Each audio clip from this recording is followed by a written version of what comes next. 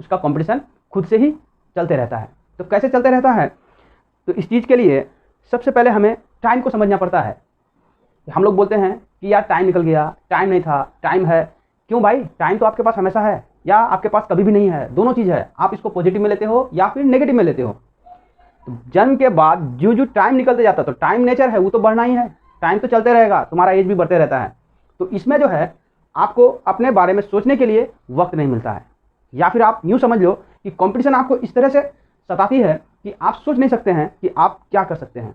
तो बच्चा पैदा होने के बाद उसको क्या किया जाता है? अरे बढ़ने के साथ उसको गेम, सबसे पहले तो उसको गेम ही दिया जाता है।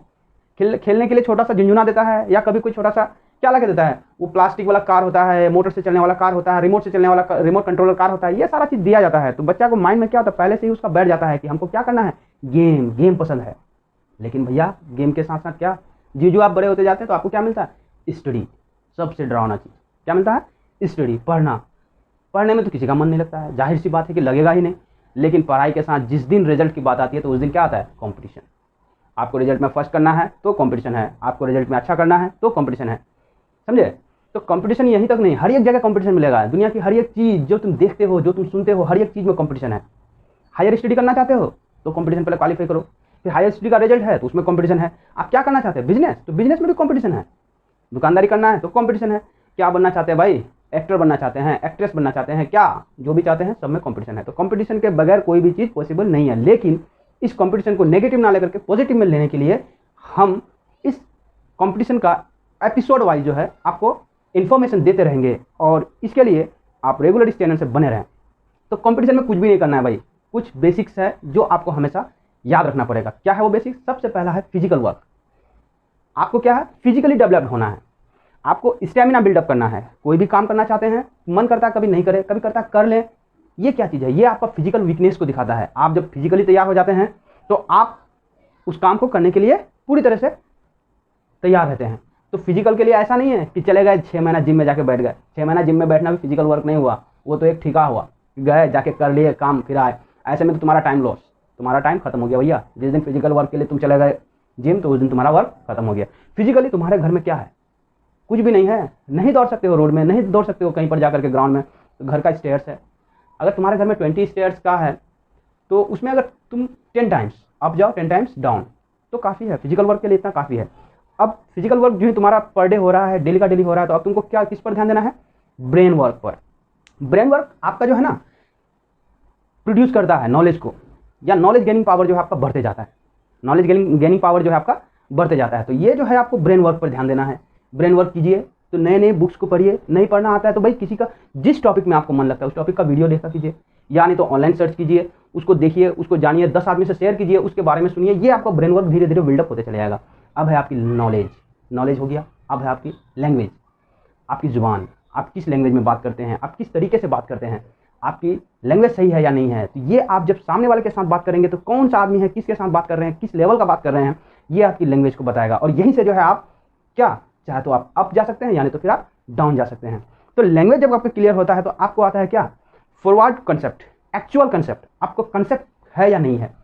आप अगर एक दुकानदार, एक मार्केटिंग करने वाला आदमी, या फिर कुछ भी बनना चाहते हैं, गेम के लिए अगर आप तैयार हो रहे हैं, प्लेयर्स बनना चाहते हैं, या किसी भी कंपटीशन में जाना चाहते हैं, कैसे भी क्या करना चाहते हैं, तो इसमें जो है आपका कंसेप्ट होना चाहिए। Right to the concept.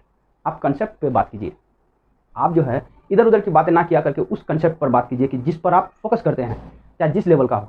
कोई ज़रूरी नहीं है कि आपको सिर्फ एग्जाम ही देना है, कंपटीशन ही देना है, कुछ भी नहीं। जो मन है जिसमें है उसमें जाइए, लेकिन कंसेप्चुअल बन के जाइए। अब है एक्सप्रेशन। अब बात आई हंसी की, रोने लग गए, तो ये तो एक्सप्रेशन नहीं हुआ।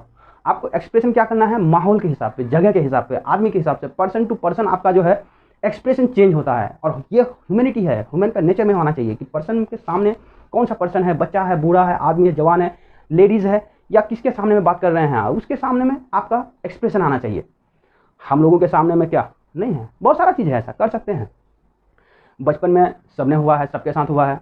अब देखो कुछ हम में से क्या होता है कि मतलब उस चीज़ को इग्नोर करता है। कैसा कि सामने वाला है, साइड में है, इधर है। अब फ्रेंड को क्या देखते हो भाई, तुम्हारा दोस्त है, तुम छोड़ो ना उसको, तुमको लाइफ में आगे बढ़ना है, उसको नहीं बढ़ना है।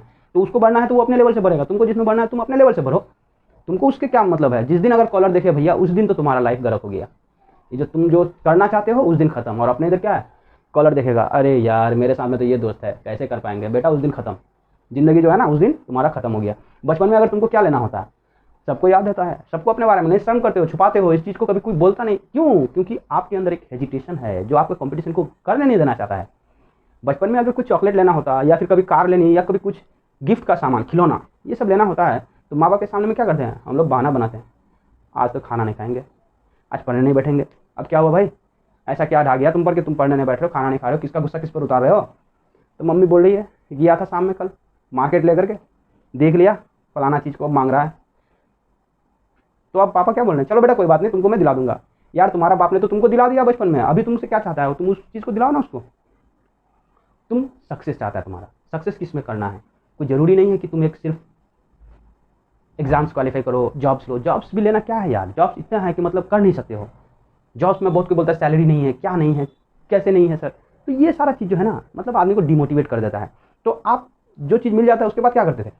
उसके बाद आप मतलब मम्मी पापा के पास सामने जा करके I love you mom, I love you dad, ताकि वो खुश हो जाए। अगला चांस उसके सामने में बना रहे कि फिर मैं अगर कोई चीज़ मांगूँ तो वो मुझे क्या करे, मेरे जीत के सामने में झुक जाए और मुझे क्या करे, वो सामान दे दे। तो यही चीज़ कीजिए ना, एक्सप्रेशन दिखाइए लोगों के सामने में। अगर मार्केट में कुछ सामान लॉन्च हो रहा है तो आप उस लॉन्चिंग करने के बाद अगर उसको मार्केट में अगर चलाना हो तो मार्केटिंग करने के बारे में आपको बोल दिया जाए तो क्या आपसे हो पाएगा? इस चीज़ को सोचिए।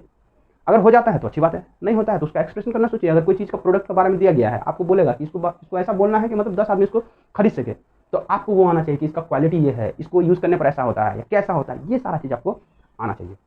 तो आज के वीडियो में बस इतना ही।